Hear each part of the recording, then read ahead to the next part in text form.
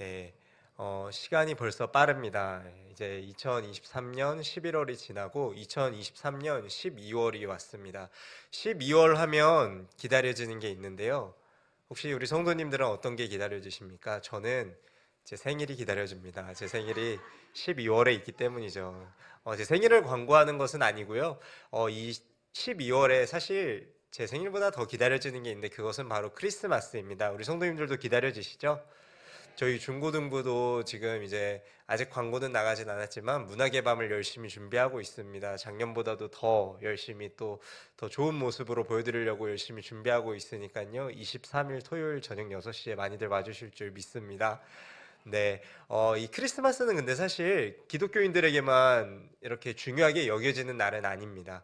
믿는 사람들은 당연히 중요하게 여겨져야 되는 날이고, 사실 믿지 않는 사람들도 다른 이유에서 중요하게 여기곤 하죠. 휴일이기도 하고요. 또 뭔가 낭만이 있는 날이라고들 생각을 하는 것 같습니다. 그래서인지 이 크리스마스는 전 국민, 아니, 전 세계적으로 모두가 기다리고 모두가 즐거워하는 날입니다. 그런데 우리가 과연 이 크리스마스를 단순히 휴일, 어떤 단순히 로맨틱한 날로만 보내는 것은 기독교인들에게는 좀 아쉬움이 있잖아요. 그래서 우리에게 정말 가져야 할 생각이 무엇인지, 가져야 할 마음가짐이 무엇인지를 오늘 함께 성도님들과 나누고 싶었습니다. 그런데요, 제가 유초등부 설교도 많이 해본 적은 아니지만 한 뭐 조금 해봤습니다. 중고등부는 뭐 매주 하고 있고요. 학생들에게 하라고 하면은 크리스마스 때 어떤 마음을 가져야 할지 참 그래도 쉽게 나눌 수 있을 것 같은데 저보다 인생의 선배시고 신앙의 선배이신 우리 성도님들 앞에 크리스마스에 어떤 자세로 나누는 거에 대해서 이야기를 막상 꺼내려고 하니까 이 설교가 잘 안 써지더라고요. 그래서 계속 고민을 했습니다. 도대체 어떤 말씀을 하나님이 내게 주실까? 어떤 말씀을 묵상하면서 나아가야 될까? 그렇게 생각을 했는데 하나님께서 오늘 주신 말씀이 이 말씀이더라고요. 오늘 함께 읽은 마태복음 11장 2절부터 6절까지의 말씀인데요. 조금 예수님의 탄생과는 거리가 먼 이야기입니다. 뜬금없는 이야기처럼 보일 수도 있으신데요. 바로 예수님과 옥에 있는 세례 요한이 제자들을 보내어 한 대화의 내용이 오늘 본문의 내용입니다. 그래서 저는 오늘 본문을 가지고 우리 에바다 성도님들 그리고 제가 과연 이 크리스마스를 어떻게 의미 있게 기다려야 하는지를 좀 나눠보고 싶습니다. 먼저 저는 오늘 본문을 읽기 전에 이 상황에 대해서 좀 말씀을 드리고 싶습니다. 지금 오늘 본문에 보시면 세례 요한이 등장하고 제자들이 등장하고 예수님께서 등장하시는 것을 볼 수 있으신데요. 지금 세례 요한은 어디에 있다고 나와 있죠, 본문에? 네, 옥에 갇혀 있다. 즉 어디서 이 이야기를 들었다고 나와 있죠? 옥에서 들었다. 감옥에서 들었다라는 것입니다. 아니, 세례 요한이 별명이 뭐죠? 세례 요한이요. 그것은 그냥 예수님의 제자 요한이고 제가 말씀드렸죠. 무슨 요한? 세례 요한. 이름이 성이 세고 이름이 레요한이 아닙니다. 세례가 별명이죠. 세례를 주는 요한이기 때문에 세례 요한입니다. 별명이 세례 요한이에요. 이 세례 요한이 주는 세례는 회개의 세례라고 할 만큼 굉장히 세례도 열심히 했고 하나님 나라에 갈망이 있는 사람이었어요. 근데 이 사람이 감옥에 가다니요. 뭔가 잘못을 저지른 것도 아니고 큰 죄를 저지른 것도 아닌 텐데 하나님 믿는 사람이고 하나님에 대한 열심이 있었던 사람인데 이 세례 요한이 감옥에 갇히게 된 것입니다. 도대체 이 세례 요한은 왜 감옥에 갇히게 된 것일까?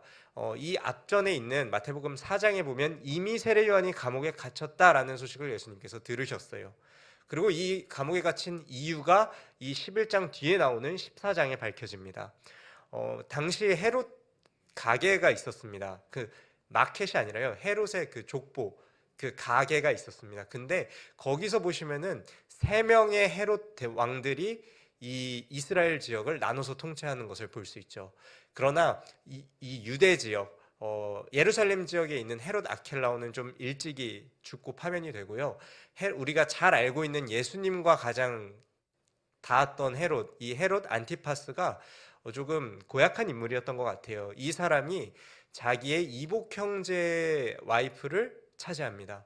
그러니까 뭔가 죽어서 뭐 사별해서가 아니라 서로 좋아서 불륜을 저지르게 된 것이죠. 근데 세례 요한의 성격 딱 보시면 어떠시죠? 낙타털옷 입고 있어요, 이 사람. 뭔가 청빈하고 강력하고 할 말 해야 되는 사람들이에요. 바리새인과 사두개인들, 이 나라의 권력자들이 왔었을 때도 니들 회개해라, 안 그러면 너네 다 찍혀버릴 거야 라고 강력하게 이야기할 만큼 이 사람은 해야 할 말은 해야 되는 사람이었어요. 그렇지 않고서는 가만히 못 있는 사람이었어요. 그래서 그 헤롯 안티파스가 자신의 잘못을 저질렀을 때, 아무도 그에게 뭐라 하지 못했을 때 세례 요한은 딱 말하는 것이요, 당신 그렇게 했으면 안 돼, 당신 그거 잘못된 거야 라고 이야기합니다. 그러자 헤롯 안티파스가 어땠을까요? 아, 내가 진짜 잘못했구나, 내가 회개해야겠구나 라고 뉘우쳤을까요? 그렇지 않죠. 자존심이 상한 헤롯 안티파스가 이 세례 요한을 감옥에 보내고 맙니다. 자, 세례 요한에게 있어서 가장 필요한 게 그러면 뭘까요? 감옥에서 나오는 거요? 아니요, 이 사람은 그거를 바랬다면 아마 헤롯 안티파스에게 그렇게 이야기하지 않았을 거예요. 이 세례 요한이 가장 바라던 것은 하나님의 나라의 정의와 공의와 통치가 이 땅 가운데 임하는 것을 가장 바랬어요. 그렇기 때문에 이제는 하나님의 때가 왔구나 하고 강력하게 하나님의 나라와 정의가 올 거니까 선포를 했는데, 지금 자신의 처지는 어떤 상태예요? 감옥에 갇혀 있는 상태예요.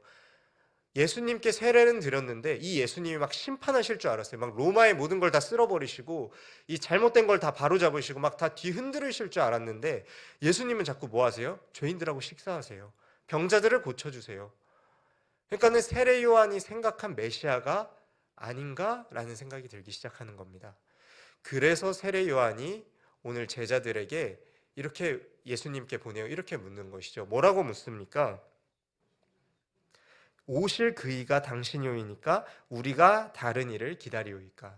이것을 표준세번역으로 바꾸면 그냥 쉽게 이런 말씀입니다. 오실 그분이 당신입니까? 당신이 그분이 아니면 우리가 다른 사람을 기다려야 됩니까? 라고 묻는 것이죠. 그러니까 세례 요한조차도 예수님이 메시아라는 사실에 대한 의심이 있었다라는 것이에요. 아니, 다른 사람이면 몰라도 누가요? 세례 요한이요. 세례 요한이 누구죠? 예수님께 세례를 베푼 사람이잖아요. 아니, 다른 사람이면 몰라도, 아니, 저라면 몰라도 세례 요한은 그러면 안 되잖아요. 예수님한테 세례 베푼 사람이고 자기는 뭐 그분의 신을 들기도 감당하기 어렵다고 그렇게 예수님을 올려놓고선 왜 이제 와서 우리가 당신을 기다려야 됩니까? 당신이 그 메시아가 아니면 우리가 다른 메시아를 기다려야 됩니까? 라는 이야기를 제자들을 통해서 시키냐는 것이에요. 그러니까 세례 요한도 이 마음이 흔들렸다는 것을 알 수 있습니다. 요한은 정말 하나님의 나라를 기다렸어요. 요한은 그 누구보다 뜨겁게 광야에서 외치는 자로서 그 메시아를 기다리면서 하나님의 나라와 하나님의 일하심을 기다렸어요. 그런데 그게 오지 않는다고 느껴지는 것입니다. 그 하나님의 나라가 이제는 왔구나, 이제는 시작됐구나, 예수님을 보고서 느꼈어요. 그런데 내 생각과 다르다는 것입니다. 어쩌면 이렇게 세례 요한조차도 마음이 흔들리고 의심이 가는 것이 이해가 될 수도 있을 것 같습니다. 우리는 우리의 계획대로 우리의 삶이 진행되곤 합니까? 그렇지 않죠. 네. 뭐 저도 아직 얼마 살진 못해서 잘 모르지만 저도 이제 30년 좀 살아봤는데 제 뜻대로 되지 않더라고요. 뭐 결혼도 재정도 뭐 제 뜻대로 되지 않더라고요. 계획은 늘 있었는데 이 계획대로 잘 되지 않았던 것 같습니다. 그리고 때로는 내 마음에 낙심이 될 때면 우리 늘 기쁘진 않잖아요. 하나님께서 항상 기뻐하라고 하셨는데 죄송합니다. 믿음이 없어서 그런지 참 항상 기쁘지 않은 일도 많이 있더라고요. 그래서 불평도 되고 원망의 입술도 나오고 참 그러면 안 되는데 그럴 때가 있더라고요. 세례 요한도 마찬가지였을 겁니다. 항상 기쁘고 항상 하나님의 나라를 고대해 왔지만 그도 마음이 흔들리고 그도 어려움이 있다는 것이죠. 우리 성도님들의 삶은 어떠십니까? 항상 감사의 제목만 넘쳐나십니까? 어쩌면은 내가 하나님께 기도했던 그 제목이 하나님께서 다르게 응답하실 때조차도 우리가 아멘으로 화답하고 계실까요? 뭐 그러시면 너무 진짜 훌륭한 대단한 믿음이지만 그렇지 않을 때가 우리 삶에 반드시 있다라는 것이에요. 우리가 뭔가 요청했지만 하나님께서는 그것을 거절하시는 분이시기도 하다라는 것입니다. 이렇게 계속해서 나와는 다른 모습을, 내가 꿈꿔왔던 다른 모습을 예수님께서 보여주셨을 때 세례 요한은 점점 불안해졌을 겁니다. 아니, 내가 감옥에 있지 않고 일반 그냥 광야에만 있어도 그 마음이 점점 흔들렸을 텐데 세례 요한은 지금 어디에 있다고요? 감옥에 갇혀 있다고요. 언제 죽을지 모릅니다. 더군다나 여기 11장 그리고 이후에 14장에 보시면 세례요한이 죽는 장면이 나와요. 그러니까 세례요한에게 지금 시간이 얼마 없습니다.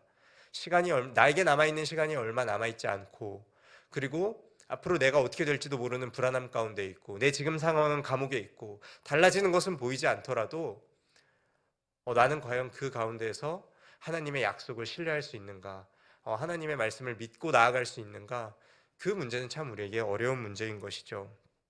이처럼 고난은 안 그래도 연약한 우리 인간을 더 연약하게 흔들어 놓는 것입니다. 지금 우리 세상을 보면 참 동일한 것 같습니다. 얼마나 불공정한 일들이 많은지 몰라요. 정말 왜 이렇게 판결이 이러지? 이렇게 나쁜 짓을 저질렀는데 왜 이렇게까지밖에 처벌을 못하지? 너무나도 분노가 일어나고, 이 불공정한 사회, 돈이면 다 된다고 요즘 애들이 이야기합니다. 어른들이 이야기하는 게 아니라요, 요즘 애들이 돈이면 다 된다고 이야기합니다. 아이들이 뭘 보고 배웠을까요? 그 돈이면 다 된다는 어른들의 생각 보고 아이들이 그대로 배운 거 아닐까요? 그러니까 세상이 지금 너무나도 뒤틀려 있어요. 하나님의 공의와 정의가, 하나님의 심판이 어느 때보다도 절실하게 필요한 때가 바로 이때입니다. 그런데 달라지는 것이 없어요. 믿는 자는 오히려 더 힘들어져요. 더 고난받는 것 같고, 더 어려워지는 것 같고, 열심히 믿음으로 살아보려고 하는데 녹록지 않고 잘 안 되는 것 같고, 그때 우리의 믿음 지키기가 참 어렵다라는 것입니다. 나는 과연 말씀 속에 예수님을 기다리고 있는가? 아니면 내가 그리고 내가 바라는 예수님을 기다리고 있는가? 이 질문을 저는 오늘 우리가 한번 해보셨으면 좋겠습니다. 내가 그냥 꿈꾸고 바라는 예수님, 나는 이것만 바라온 것인지, 아니면 정말 말씀 속에서 앞으로 이 말씀이 어떻게 진행되어 나갈지 이것을 한번 고민해 보셨으면 좋겠다라는 것입니다. 제가 이 말씀을 드리는 이유가 있는데요. 저희 같이 5절 말씀 한번 보실까요? 5절 말씀. 5절 말씀에 이제 예수님의 대답이 이거예요. 세례 요한의 제자들이 와서 우리가 기다려야 될 분이 당신입니까? 아니면 다른 메시아를 기다려야 됩니까? 라고 묻자 예수님께서 말씀을 통해서 대답하세요. 저희 한번 5절 말씀 같이 읽어볼까요? 시작. 맹인이 보며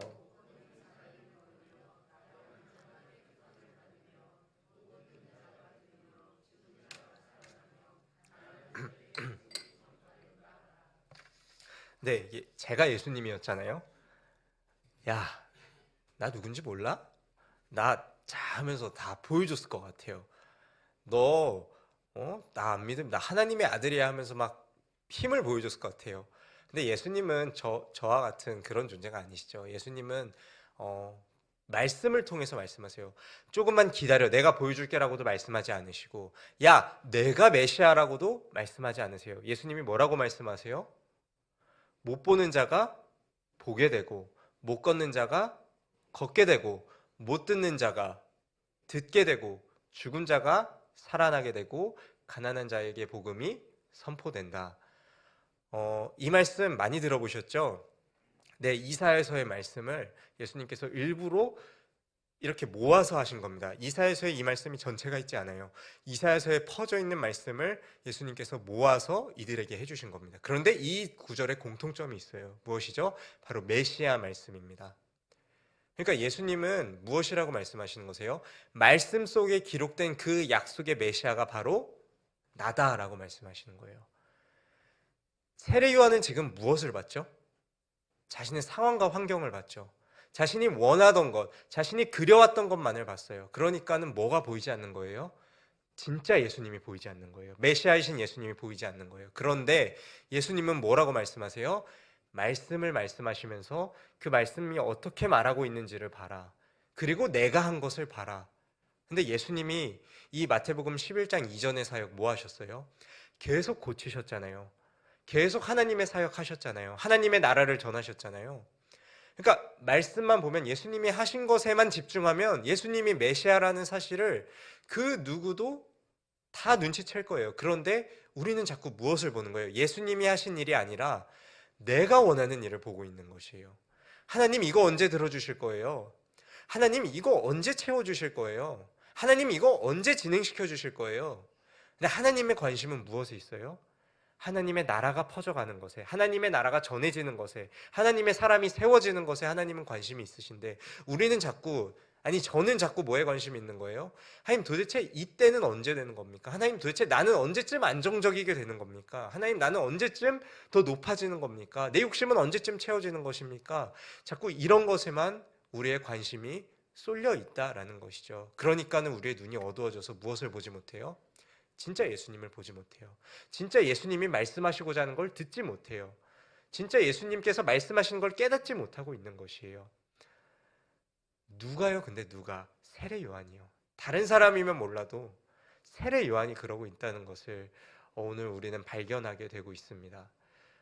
저는 세례 요한이 나쁘다라고 말씀드리는 것이 아니에요. 어쩌면 인간이기 때문에 지극히 당연한 것입니다. 그러나 이럴 때일수록 우리가 뭐에 자꾸 집중해야 된다는 것이에요? 말씀으로 다시 돌아와야 된다는 것이에요.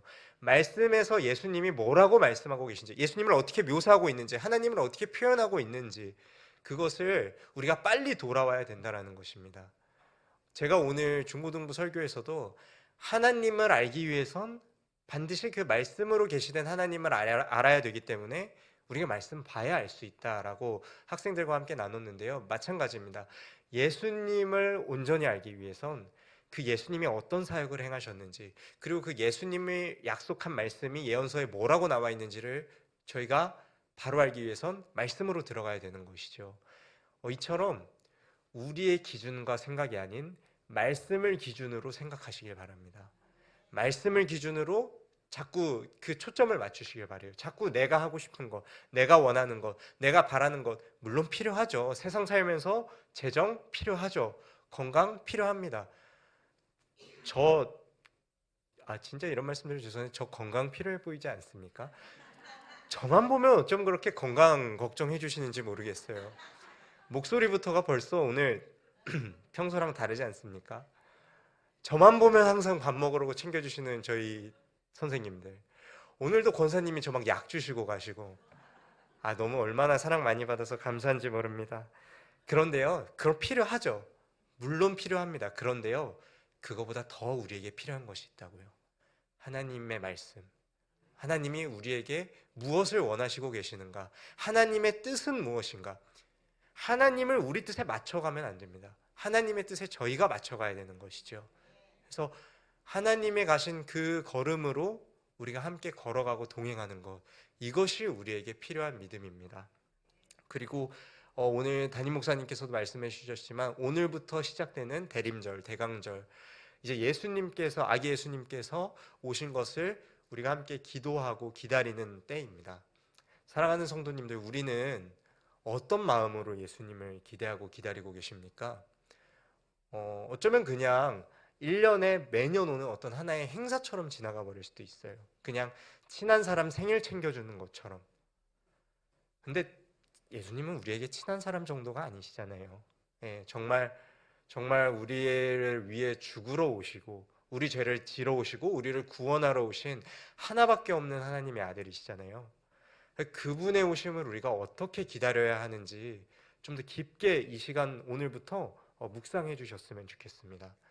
그래서 진짜 내가 원하는 예수님이 아닌 그 말씀 속의 예수님을 우리 성도님들의 삶에서 매일 매순간 발견해 나가셨으면 좋겠어요. 내가 30년, 40년, 50년 신앙생활 했는데도 이런 예수님이 또 내 삶에 역사해 주시는구나를 발견해 주셨으면 좋겠습니다. 학생 중에 한 명이 신앙생활 정말 열심히 하는 친구가 있어요. 비록 저희 학생들 다 열심히 하지만 정말 열심히 하는 친구가 있습니다. 근데 그 친구가 주중에 저한테 이런 얘기를 하더라고요. 목사님, 믿음이 사라져가는 것 같아요 라는 표현을 했습니다. 너무 가슴이 아프더라고요. 그냥 힘들어요라고 말했어도 마음이 아팠을 텐데, 신앙이 사라져간다라는 표현을 했을 때 좀 너무 마음이 아팠어요. 속으로는 내가 잘못 가르쳤나, 내가 부족했나, 가르치는 자의 입장으로서 내가 뭔가 좀 더 잘해줬어야 됐나 막 이런 생각이 드는데, 그래서 어제 당장 날짜를 잡고 같이 얘기를 했습니다. 얘기를 다 듣고 했는데, 그 학생의 어떤 가정 생활과 학업적인 스트레스와 미래 여기 성도님들은 수능 다 대학 이런 거 다 직장 거쳐보셔서 아시지만 이 학생은 지금 수능을 앞두고 얼마나 불안하겠어요. 그러니까 자기가 너무 미래가 막막하다고 걱정하고 있고 막 그런 압박감 때문에 신앙도 더 떨어지는 것 같다고 이야기를 하더라고요. 그래서 제가 다 듣고 그냥 이 얘기 해줬습니다. 그래, 야, 너도 그러냐? 나도 그래. 목사님 나도 그렇다. 나도 내 신앙이 떨어지고 나도 하나님이 좀 이렇게 일해 주셨으면 좋을 때가 너무 많다. 하나님이 내 삶에 좀 이렇게 일해 주셨으면 좋을 때가 너무 많고 나도 하나님이 내가 원하는 대로 좀 해주셨으면 좋겠을 때가 너무 많다. 근데 그때가 안 될 때가 더 많다. 그러면서 제가 오늘 이 본문 얘기해 줬습니다. 세례 요한이라는 사람이 있다. 근데 이 사람조차도 믿음이 떨어지고 예수님에 대한 의심이 갈 때 예수님이 뭐라 하시는지 아냐? 저희 같이 6절 말씀 한번 읽어볼까요? 6절 말씀입니다. 시작. 누구든지 나로 말미암아 실족하지 아니하는 자는 복이 있도다 하시니라. 아멘. 제가 학생한테 이렇게 얘기해 줬습니다. 이 실족하다는 게 걸려 넘어지는 거잖아요. 제가 그래서 얘기해 줬어요. 세상에 의해서 넘어지는 거 언제나 해도 괜찮아. 근데 예수 그리스도로 말미암아 우리 다시 일어서자라고 얘기해 줬습니다. 10번 넘어져도 돼. 11번째 일어나면 된다. 예수님 힘으로 그 힘으로 우리가 다시 일어서면 된다. 그러니까 우리 신앙 포기하지 말고 한번 끝까지 가보자. 그리고 힘든 거 있을 때마다 같이 서로 이렇게 얘기하면서 서로 힘 얻고 예수님한테 기도하면서 나아가자라고 얘기를 해줬습니다. 그 학생에게 어려움이 이제 끝일까요? 그 믿음이 이제 완고히 섰을까요? 아니죠. 비록 지금 섰지만 또 무너질 수 있습니다. 또 흔들릴 수 있어요. 그러나 그때 다시 또 예수님 이름 붙잡으면 됩니다. 우리를 구원하실 그리스도, 우리를 위해 오신 그리스도 예수를 붙잡고 믿음으로 승리하며 나아가면 되는 것입니다. 제가 그렇게 이야기를 해줬는데 사실 그 이야기가 저한테 하는 이야기였습니다. 저는 참 안정적인 걸 좋아하는 사람입니다. 그래서 미래 생각만 하면 참 불안합니다. 왜냐하면 능력이 많은 것도 아니고 뭔가 가진 재산이 많은 것도 아니고 불안하고 뭔가 이 막연한 내가 잘 할 수 있을까? 앞으로 내가 어떻게 될까? 막 걱정이 너무 돼요. 근데 그때마다 저는 이 말씀, 오늘 이 말씀 기억하려고요. 나를 이끌어 가실 분도 하나님이시고 예수님이 이미 나를 구원하셨는데 이 걱정할 필요가 없지 않습니까? 근데 제가 걱정할까요? 안 할까요? 합니다. 그때마다 뭐 붙잡자고요? 말씀 붙잡고 예수님의 이름 붙잡자고요. 그래서 이 말씀 꼭 기억하시면서 우리가 이 대림절 한 달의 기간을, 대강절 한 달의 기간을 같이 이렇게 보내셨으면 좋겠습니다. 제가 우리 성도님들의 삶을 다 알진 못합니다. 그러나 여러 문제들이 있잖아요. 그 문제가 보일 때마다 염려하지 마시고 내가 바라는 예수님 고집하지 마시고 말씀 보시면서 말씀 속에 하나님이 내 삶에 어떻게 일하셨는지 예수님 어떤 분이신지 발견하시면서 승리하시는 우리 성도님들 되시길 간절한 마음으로 축복하겠습니다. 기도하겠습니다. 사랑이 많으신 하나님 아버지 감사합니다. 우리는 능력이 참 필요합니다. 우리 삶에 힘도 필요하고요. 돈과 재정도 너무 충분하게 필요합니다. 그러나 하나님 그것보다 더 필요한 것이 있으니 바로 예수 그리스도의 이름 그 하나인 줄로 믿습니다. 나를 구원하신 이름 우리에게 가장 필요한 줄로 믿사오니 우리가 그것 하나 붙잡고 신뢰하면서 나아가게 하여 주시옵소서. 그리고 우리가 오늘부터 시작되는 이 기간 동안 정말 믿음으로 인내하는 자로서 흔들리고 또 쓰러질진 몰라도 다시 일어서는 믿음 갖고 예수님 오심을 기다리며 예수님 오시는 그 시간을 우리가 간절한 마음으로 소망하게 하여 주시옵고 또 우리 주님 반드시 다시 온다 말씀하셨는데 다시 오실 그때까지 믿음으로 견실히 버텨 있는 하나님께서 칭찬하시는 성도 되게 하여 주시옵소서. 하나님 우리의 필요한 것이 많습니다. 건강 필요하고 재정 필요하고 관계, 지혜, 능력 다 필요합니다. 우리는 오직 주 예수 그리스도의 이름을 붙잡을 것입니다. 하나님 그때에 맞게 가장 좋은 것으로 우리 성도님들의 삶에 아름다운 모습으로 채워주실 줄 믿습니다. 함께하여 주시기를 언제나 소망하고 바라고 원하며 사랑이 많으신 예수님의 이름으로 감사하며 기도드립니다. 아멘.